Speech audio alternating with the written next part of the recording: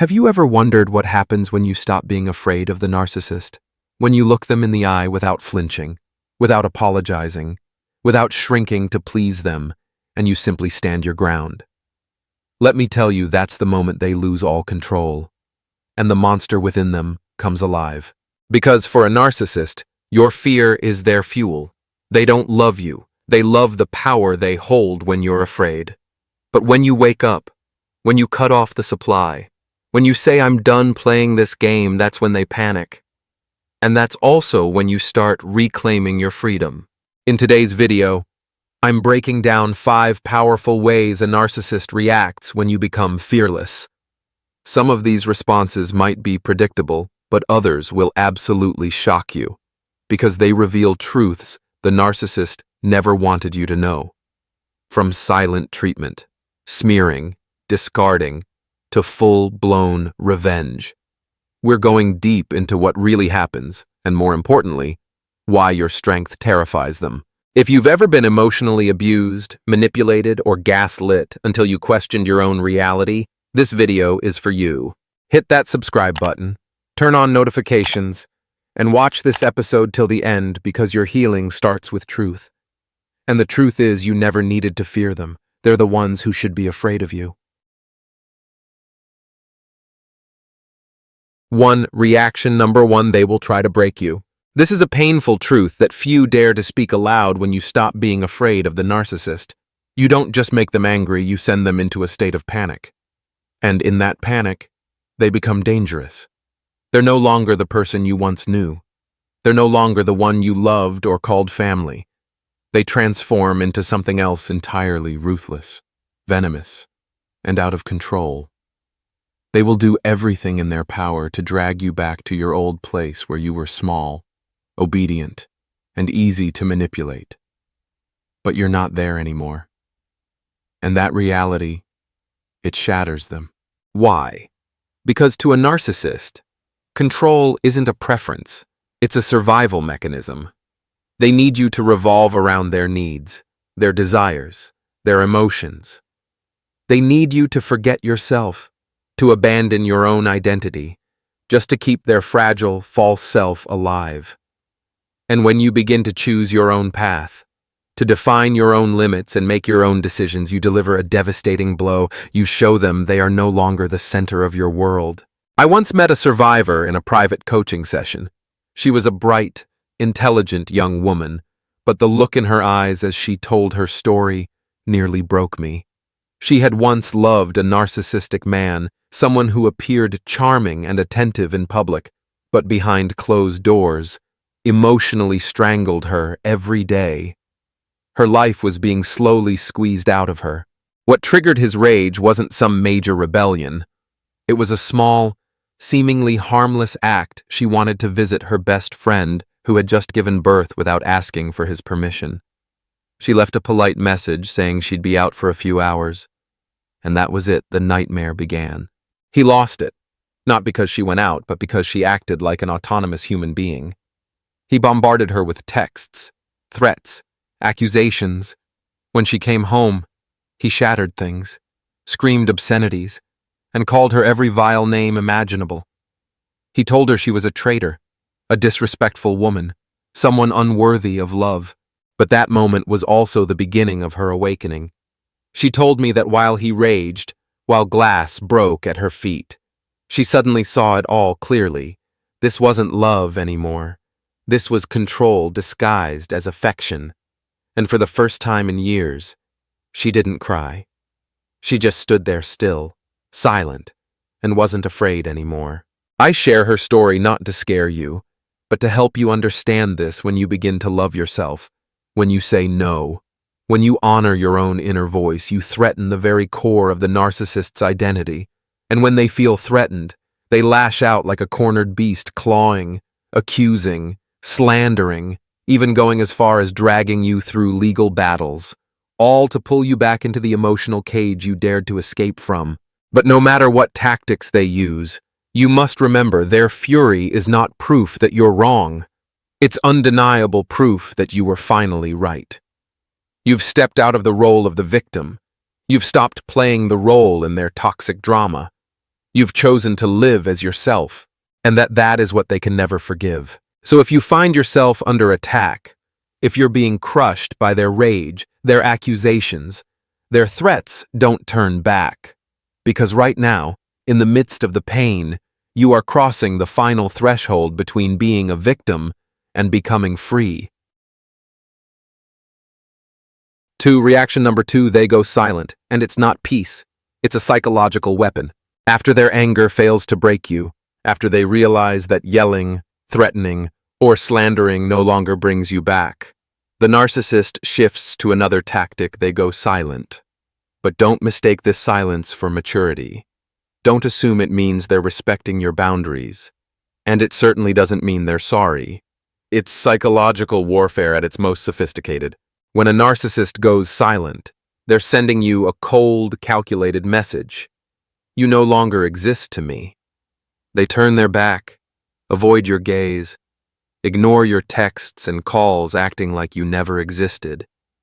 But in truth, they're still watching, still monitoring, still waiting to see what you'll do. Because that silence isn't the end. It's a test, a trap.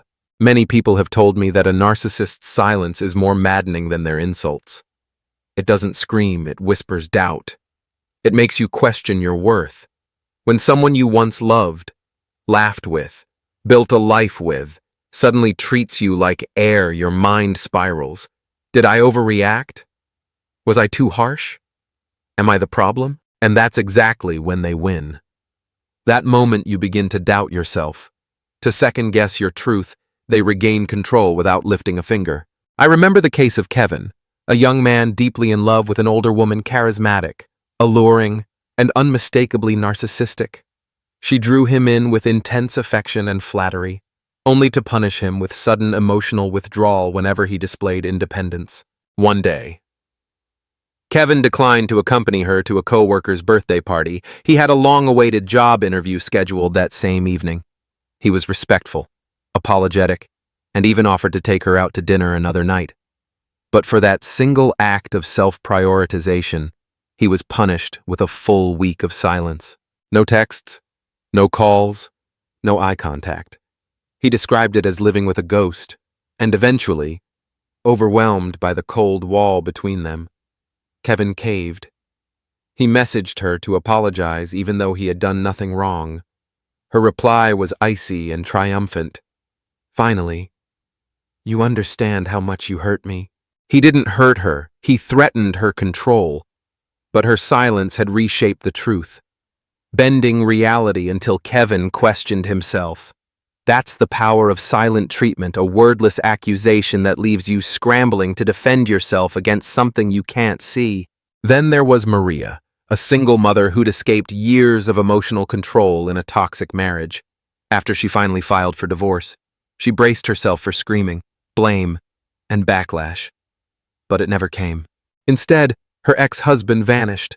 No calls, no messages, no support, no visits to see their child.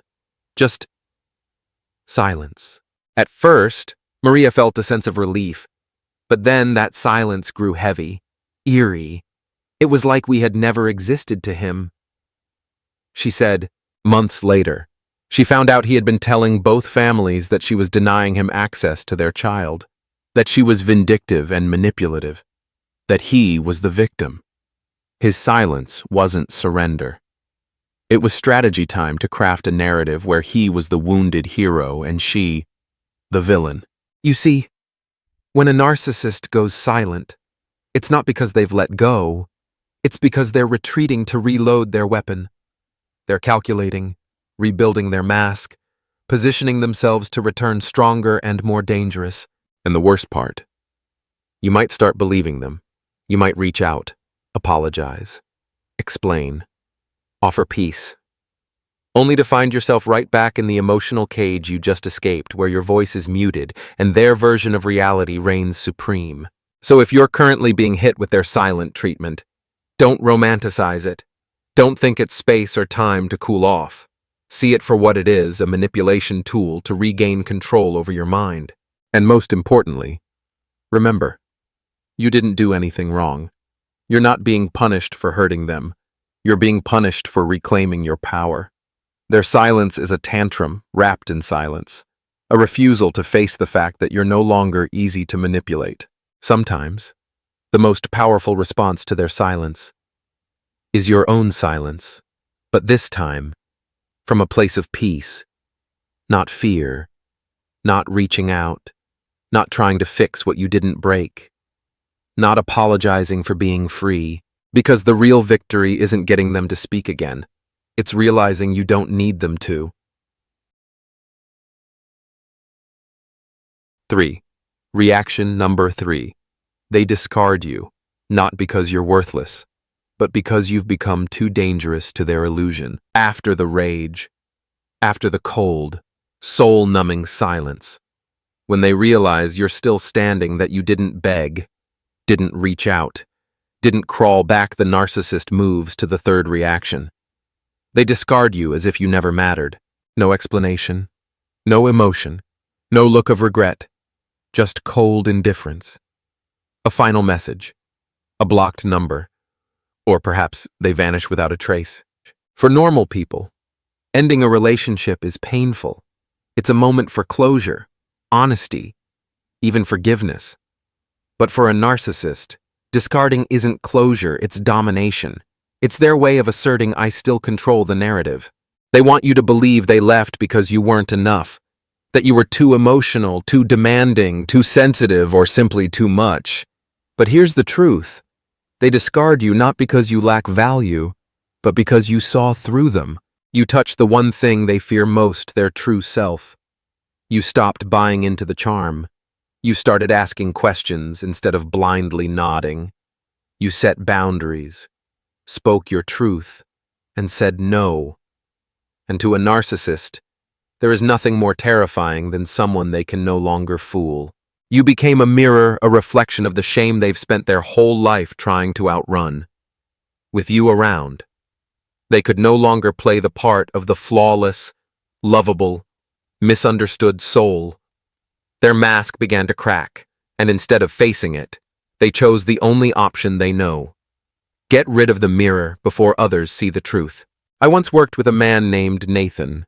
He'd been in a relationship with a woman who was radiant, accomplished, and incredibly narcissistic. She treated him like a king, until he began to speak up. When Nathan voiced how dismissed and unseen he felt, when he asked for honest communication, she withdrew. And then, without warning, she ended it. No in-person talk, no closure, just a text that read, I think we want different things. A few days later, she appeared in public with someone new, someone passive, agreeable, easy to mold. Nathan wasn't just discarded, he was replaced. Instantly, publicly, cruelly. But what hurt the most wasn't the breakup.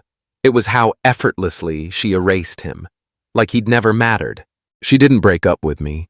Nathan once told me, she deleted me, like I was a bug in her system. That's exactly what the narcissist wants you to feel: invisible, disposable, erased. Because if they can't control you anymore, they'll try to control how you see yourself. But understand this, they didn't discard you because you were weak. They discarded you because you became strong. You stopped being easy to manipulate.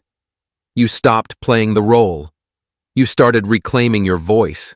And when a narcissist can no longer bend your reality, they run. Not because you failed them, but because you're the one person who forced them to confront the emptiness behind their charm. People often ask me, why couldn't they end things respectfully? Why not just talk it out like an adult? Because that would require accountability. It would mean acknowledging your worth, admitting you have feelings, validating that you gave, you loved, you tried. And to do that would also mean admitting they failed, that they hurt someone who truly cared.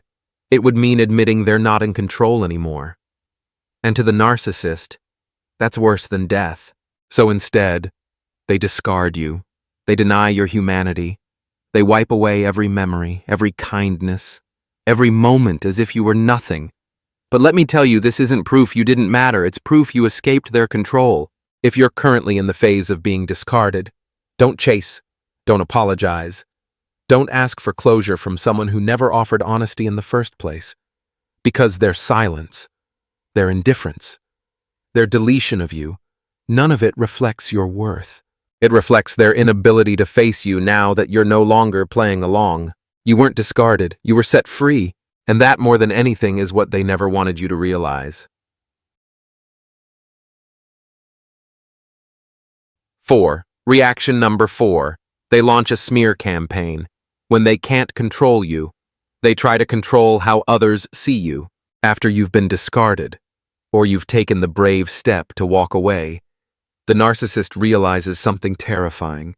Not only are you not coming back, but you now have the power to expose them. You've seen the mask slip. You've witnessed the manipulation, the lies, the control, and the cruelty they've spent years hiding beneath charm and image. And that truth makes you more dangerous to them than anything else, because you're no longer silent. You know, and that knowledge threatens the illusion they've worked so hard to maintain. So, to protect their fragile, false self and prevent exposure, they strike first. They launch a calculated and vicious smear campaign, designed with one single goal to destroy your reputation before you ever have the chance to tell your truth. They don't need facts. They don't need evidence. What they need is a willing audience, people who are naive, neutral, or already inclined to believe a twisted version of reality. Through these people, they transform themselves from the abuser into the victim, the one who tried their best but got betrayed, who loved deeply but was damaged beyond repair. They flip the narrative, making you out to be the toxic one, ungrateful, unstable, manipulative, emotionally abusive, all while hiding the fact that they're describing themselves. This isn't a random emotional outburst. It's a deliberate defensive strategy. They're not just dodging accountability, they're attempting to regain control, this time by controlling public perception. They want to make sure that if you ever speak out, no one will believe you. So they begin planting seeds of doubt in the minds of those around you, your friends, your family, your coworkers, your community. They manipulate these people through charm, guilt, and carefully constructed lies, painting you as crazy, unstable, or dangerous, all while maintaining the image of a heartbroken, misunderstood soul. They talk a lot.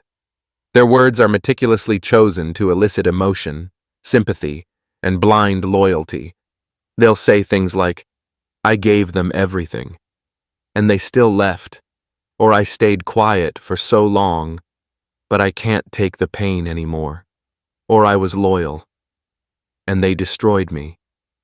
And slowly, methodically, they turn people against you, people who once believed in you, who now look at you with suspicion or confusion, all because they got to them first. The most terrifying part of a narcissist's smear campaign isn't that they lie. It's that they know how to lie believably.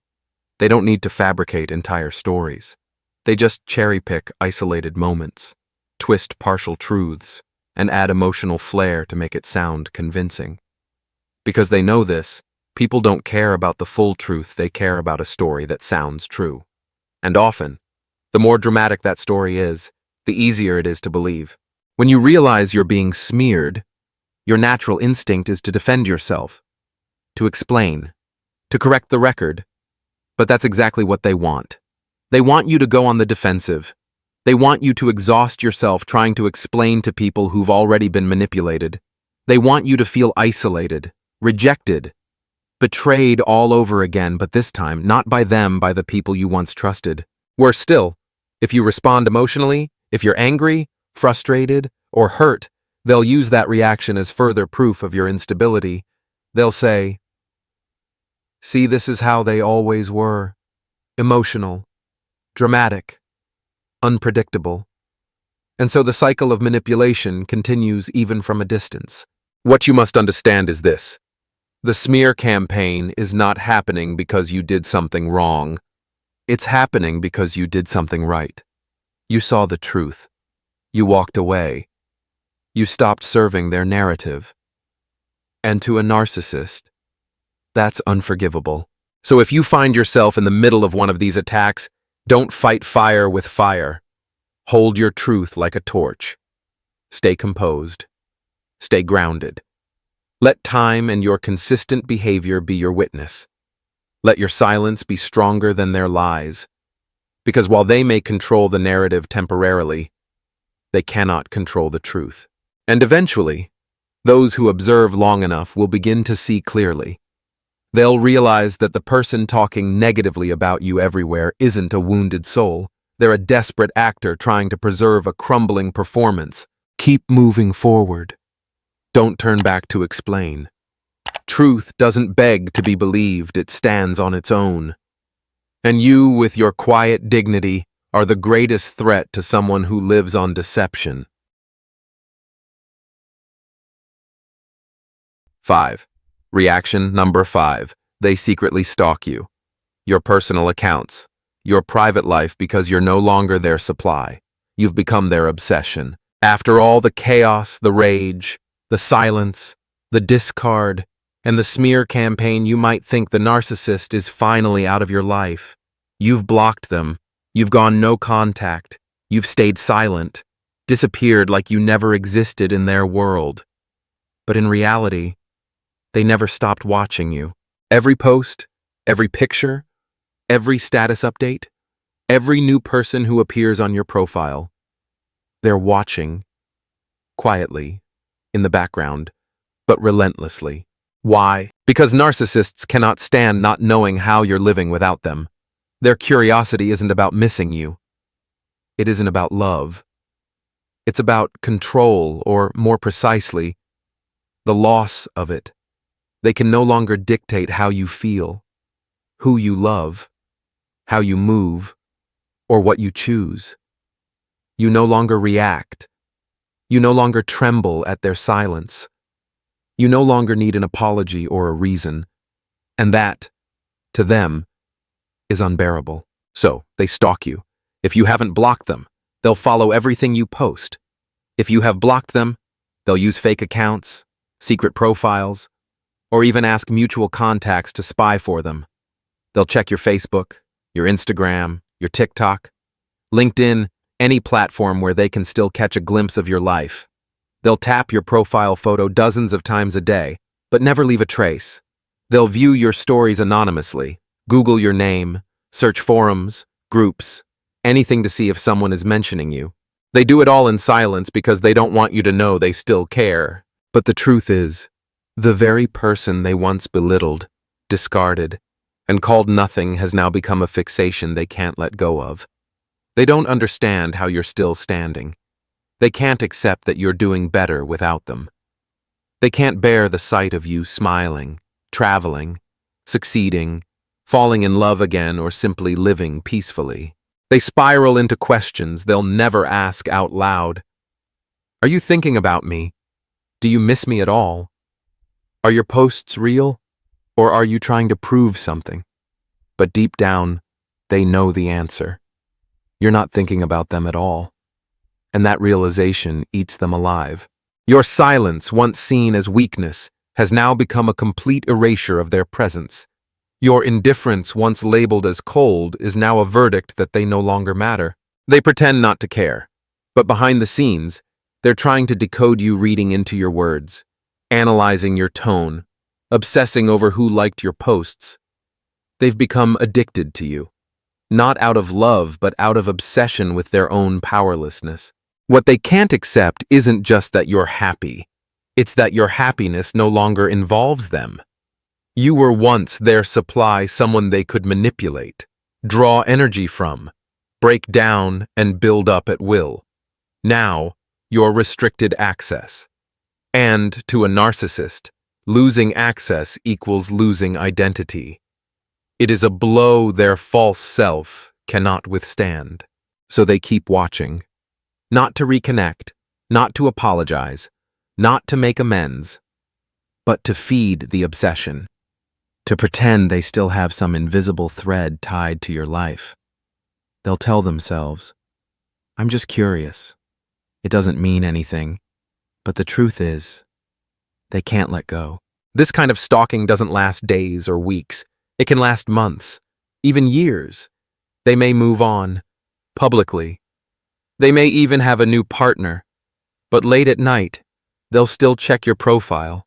They'll scroll through old messages. They'll revisit memories, looking for clues about what went wrong, all while pretending they're fine. You don't think of them anymore. But they've never stopped thinking of you in a way that is toxic, obsessive, and full of silent resentment. Not because you were special, but because you now represent the proof that they've lost control. And what should you do with this? You don't hide. You don't shrink. You don't start censoring your light. You live. You show up. You thrive. You walk your path as if they never existed. Because the most painful thing for a narcissist is not being blocked. It's not being yelled at. It's being forgotten. And when you finally forget them, when they become irrelevant in your mind, that's when you win. Not through revenge, not through confrontation, but through dignified silence and a life that carries no trace of them.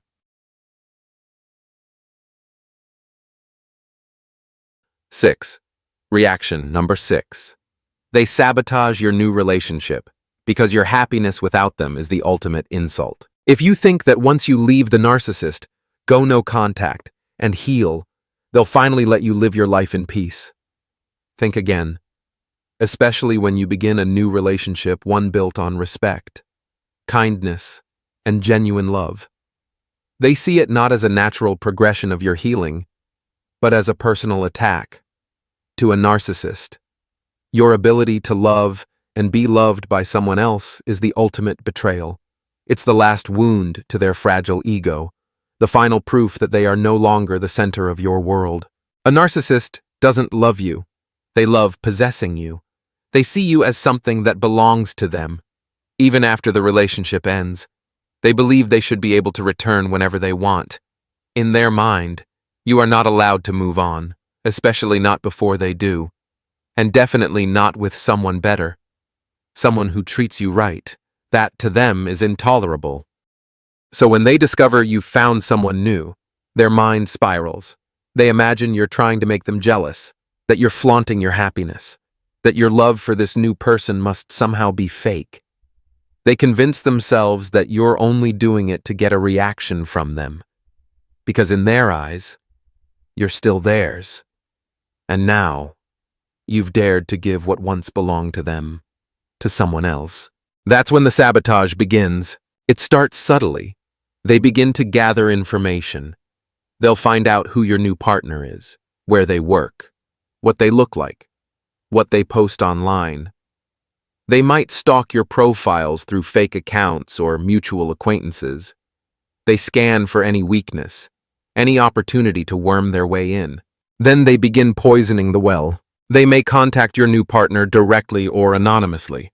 They'll send warnings saying you're not who you appear to be. They'll claim you're unstable, manipulative, emotionally abusive, everything they actually were to you. They'll twist the past and bend half-truths into full-blown lies. Their goal is simple: make your new partner doubt you. Because if they can plant just one seed of suspicion, they know it might be enough to crack the foundation of something that hasn't had time to fully solidify. If they can't reach your partner directly, they'll go through friends, family, co-workers, anyone who might be close enough to pass the poison along. They might say things like, "I'm just trying to warn them before they get hurt," or "I'm concerned because I loved them once and I don't want this person to go through what I did." It's manipulation, dressed up as concern. But it doesn't stop there. If the smearing doesn't work, they'll try something else, reinserting themselves into your life. They'll send vague texts. They'll apologize without apologizing. They'll pretend they still care or that they've changed. But the goal is never reconciliation. It's disruption. They want to destabilize the peace you've built. They want you to question whether you've really moved on.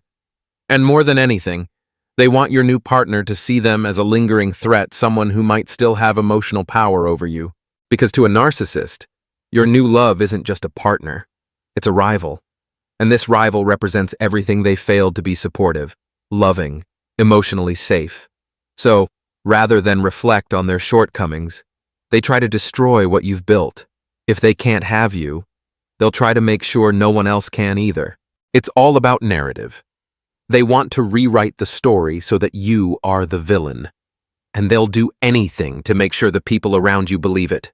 And the hardest part, when you try to explain this to your new partner, you may come across as bitter, dramatic, or obsessed. You may worry that speaking about the narcissist will make it seem like you're not truly over them. That's what the narcissist wants, to weaponize your own healing against you. They want you to feel afraid to tell the truth. They want your new partner to feel uncertain. They want to infect your new happiness with the same chaos they use to control you with. So what can you do? You stay grounded. You stay honest. You don't engage with their drama. You don't play their games. Don't try to defend every rumor. Don't try to correct every lie. The people who matter, the ones who truly love you, will see through it.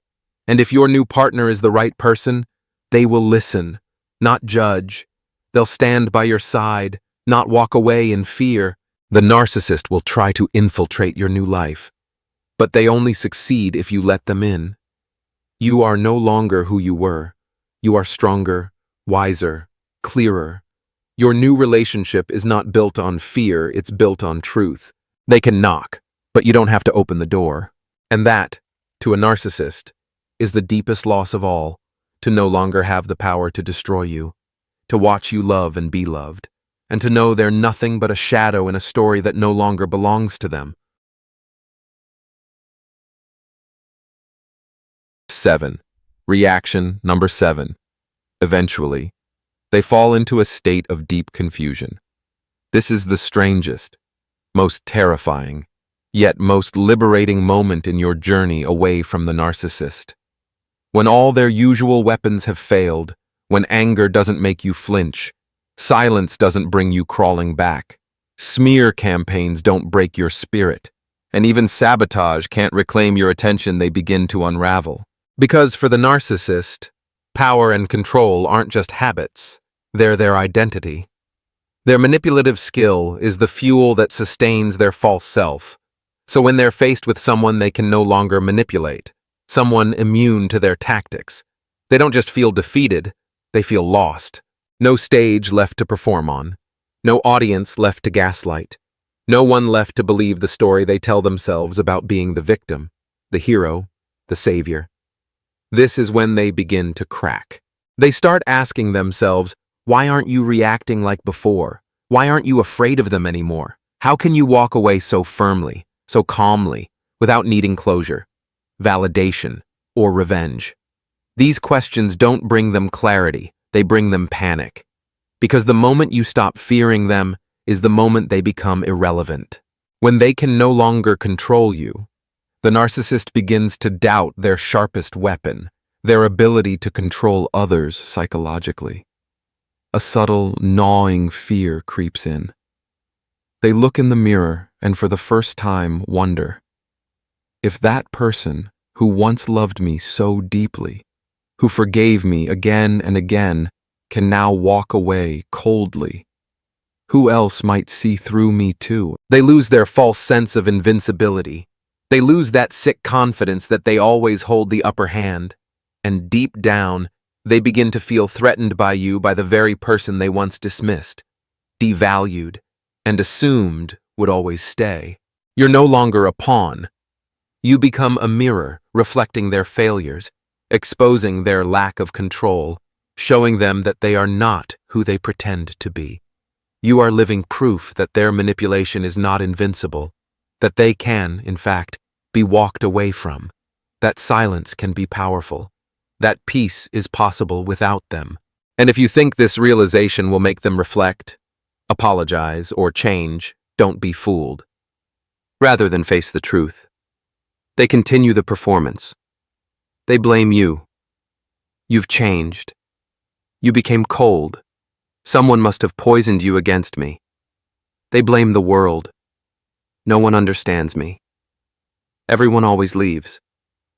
I'm the real victim here. But no matter how much they deny it, deep inside, they know they've lost the only power that ever mattered to them, and that is what terrifies them. They might try to come back disguised as a changed person. They might pretend to be vulnerable, broken, or deeply remorseful. They may whisper that they've grown, that they've healed, that they finally see their flaws, but it's all a distraction, not reconciliation disruption. They want to destabilize you. They want to reopen the wound. They want to know if there's still any piece of you left that they can pull back into their orbit. But you know better now. You've broken the cycle. You've stopped playing the game. And that is why they're breaking down. It's not your strength that causes them pain. It's the fact that your strength no longer bends in their direction. They can't manipulate a free mind. They can't threaten someone who no longer lives in fear. They can't guilt-trip someone who knows they don't owe an explanation, an apology, or a second chance. A narcissist can't win against someone who simply walks away. No rage, no goodbye, no closure, just clarity. And in that clarity, they fall apart. You don't scream. You don't cry. You don't make speeches. You live. You reclaim your soul. You close the curtain on the drama and walk off the stage. And them. They're left confused, disoriented, and powerless, screaming lines from a script that no longer has an audience. They stand in a theater of silence, begging for attention that will never return. That's what happens when you become fearless, not angry, not cold, just done. And when you're done, you win, not through revenge, not through making them see, but through living a life where they no longer exist. So here we are, having walked through the 7 typical, brutal reactions of a narcissist when they realize they can no longer make you afraid. From explosive rage, icy silence, and cruel discard, to smear campaigns, subtle revenge, obsessive stalking, and finally, their internal collapse when every method of control fails. But no matter how they react, there's one common thread: they cannot stand the truth that you've broken free and aren't coming back. And do you know what that means? It means you've gone further than they ever expected. It means you've flipped the script, not with vengeance, not with shouting, but with awareness. You've seen through their game. You no longer flinch at their silence. You no longer blame yourself for their rage. You no longer feel the need to fix something you never broke. You've awakened, and the most powerful thing you've done, you chose yourself. You chose peace over chaos. You chose freedom over emotional bondage. You chose to live in truth, instead of surviving in manipulation. Fearlessness doesn't mean you never felt pain. It means you faced the pain, sat with the darkness, endured the loneliness, shed the tears, and still chose to rise. No one becomes strong by avoiding hurt. You become strong by being hurt and healing anyway. When you become fearless, the narcissist will try anything to pull you back. They may pretend they've changed. They may beg, plead. They may bring up old memories or make promises they'll never keep. But you're no longer pulled in, because you've realized every change is just another tactic to regain control. Not remorse, manipulation. They may try to plant doubt. Maybe I was too cold. Maybe I should forgive them. Maybe I'm the bad one for walking away. But the answer is no. You weren't cold, you were protecting yourself. You weren't cruel, you were awake. You didn't abandon them, you rescued yourself.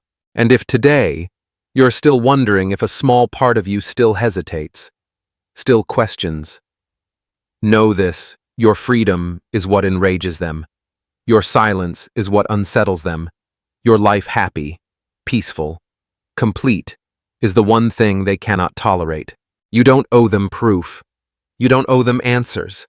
You don't owe them a second chance just because they say they've changed. Hold on to that fearlessness. Hold on to the light you found after all those dark days. Because when you're no longer afraid, you are no longer controllable. And if you're still in the process, still finding your voice, still untangling yourself from the past, still learning to walk with a free heart, then hear this: you are not alone. Millions of people have walked this same path, and like you, they are realizing no one is worth sacrificing your dignity, your soul, your sense of self for just to feel loved in a way that hurts. Fearlessness doesn't happen in a single moment. It happens gradually, as the old cage begins to crack. And one day, you realize the door has always been open, you just had to walk through it. And you did. They may still talk about you. They may still obsess over you. They may still try to pull you back. But that's not your story anymore. That's their story, and you're no longer a character in it. You've chosen a new chapter. One without manipulation, without fear, without control.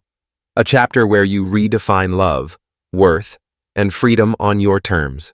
And that chapter begins the moment you say, "I'm not afraid anymore." If this closing touched you, share it with someone who needs it. Subscribe to the channel for more empowering content on narcissistic abuse recovery. Because your journey doesn't end here, it's just beginning. And you deserve a life that is not only free of pain and fear, but full of peace, truth, and light.